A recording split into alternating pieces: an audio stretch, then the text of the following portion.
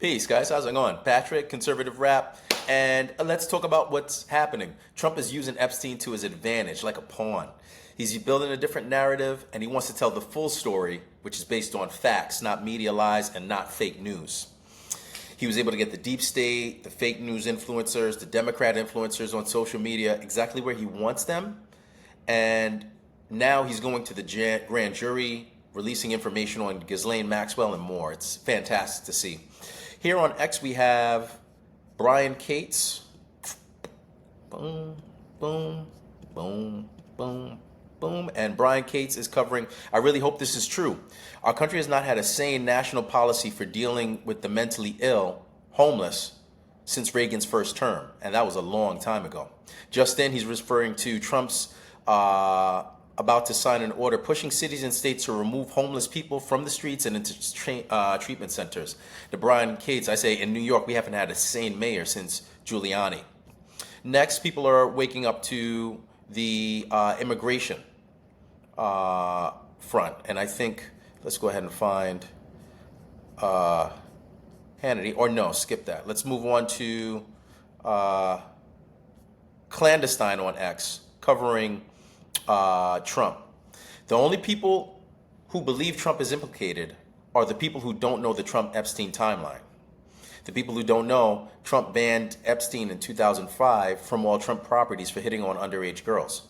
And people who don't know, in 2006, Epstein was arrested in Florida after Trump helped victims go after him.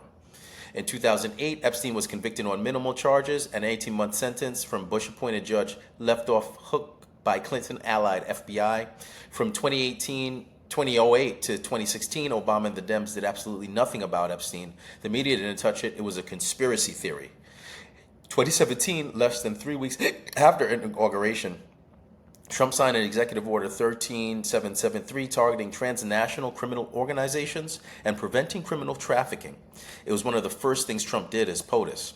Trump targeted not just Epstein's operation, but others like it around the world. In 2019, Trump's DOJ arrested Epstein, seized his land, threw him in jail for crimes against children.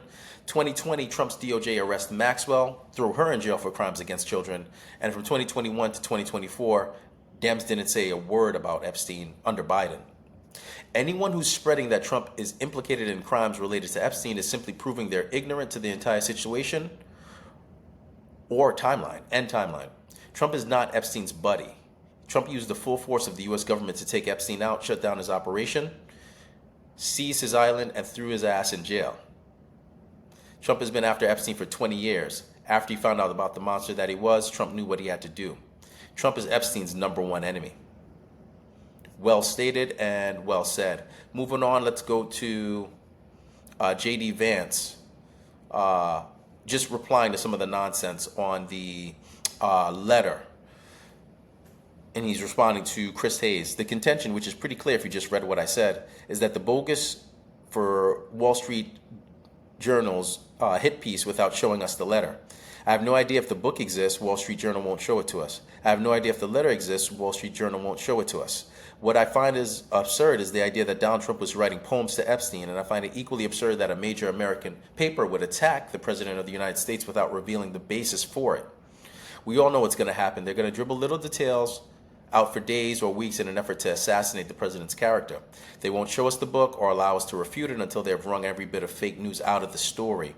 And everyone will just move on from that, and that the Wall Street Journal is acting like a Democrat super PAC. It's disgraceful, and that's why the president sued. 100%. And let's move on to Gunther Ekelman. All right, here we go. The skiff. Trump is in the Epstein files, and it proves what we knew all along. Trump was never on Epstein Island. Jeffrey Epstein owned a total of 5 aircraft and brought Little St. James Island in 1998.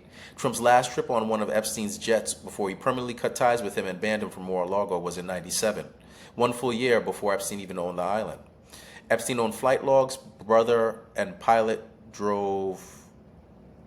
prove that out of the 7 total trips on Epstein's jets, Trump never flew on the Lolita Express and were all from Mar-a-Lago to New York, New Jersey, or Washington, D.C. And the only people who were ever on the plane were Trump's own family, Epstein and his brother. Epstein's own lawyer personally asked Epstein if he had any dirt on Trump, and he said no. Julian Assange asked if he had dirt on Trump, and he said no, because there isn't any. Trump was the only one who originally told the FBI about Epstein and the only one who helped prosecutors convict Epstein in '08. Every single other person asked and refused. Ask yourself why. Trump went after and had Epstein arrested for federal sex trafficking charges. Epstein's cellmate in an interview said that he asked Epstein if he had dirt on him, and he said no. All the victims in the Epstein file were released, held no incriminating evidence on Trump whatsoever, and every victim testified that they never saw Trump at any of the locations with women, children, and no abuse ever occurred, and even supported him for president. Ask yourself why Biden never mentioned Epstein or the files, or most importantly, released them. Why no Democrat has ever mentioned Epstein for the past decade until now. Trump and AG Pam Bondi have now both asked judges and demand that all Epstein files be unsealed and released, along with the Senate Republicans' attempt to pass the resolution yesterday on 24th of July. And Senate Democrats objected the resolution to release the files again, with Democrat Obama appointed judges also denying requests to release the files. Trump is clean and people can't accept that. They also never cared for or talked about the Epstein files or anything until the Wall Street Journal and mainstream media started to push lies and use the slick wording by saying Trump is in the files, which everyone already knows and is proven to have not done anything illegal that has to do with Epstein, the victims, or any children. It's just a poor political ploy to others and the Democrats. The Democrats never cared about the victims, children being trafficked, and the 450,000 trafficked missing minors from the Biden-Harris administration from the southern border, or Epstein and the files in general, and keep passing laws to reduce penalties when people are caught for sexually abusing them. These people are sick and they never cared. They're grooming children and pushing for just the opposite, and it must be shut down, and that's the exact goal of the Trump administration. Shut down the woke radical left, shut down their deep state globalist balal, shut down their trial trafficking and abusing ideologies, and save the children. This isn't a game, but it's played like one. Think bigger and trust Trump. He goes into some documentation. Let's keep it moving. Gunther Eagleman put this out on X, also interesting. Charlie Kirk first. Trump just named and checked Bill Clinton and Larry Summers when asked about Epstein. You ought to be talking about Larry Summers or Bill Clinton, who went to the island 28 times. I never went to the island. Well, I don't want to talk about that. What I do want to say is that Todd is a great attorney.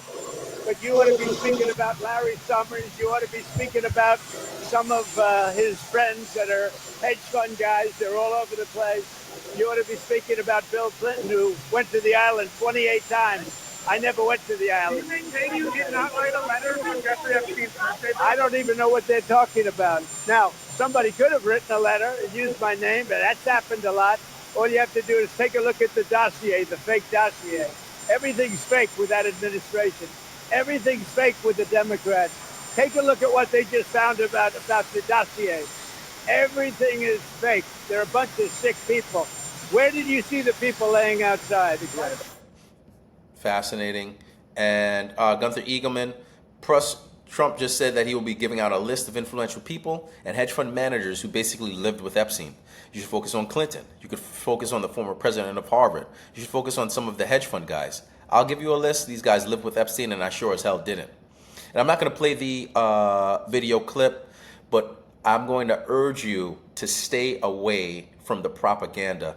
Just like they lied about Russia, just like they lied about Ukraine, just like they lied about impeachment, just like they lied about January 6th. The fake news exists in fraud and deceit. And we can't fall for the nonsense, no matter how titillating or sensational it might be in the moment. You take a moment to comment below, like, subscribe, share, follow, and check me out at ConservativeRap.com for more. Thanks and take care.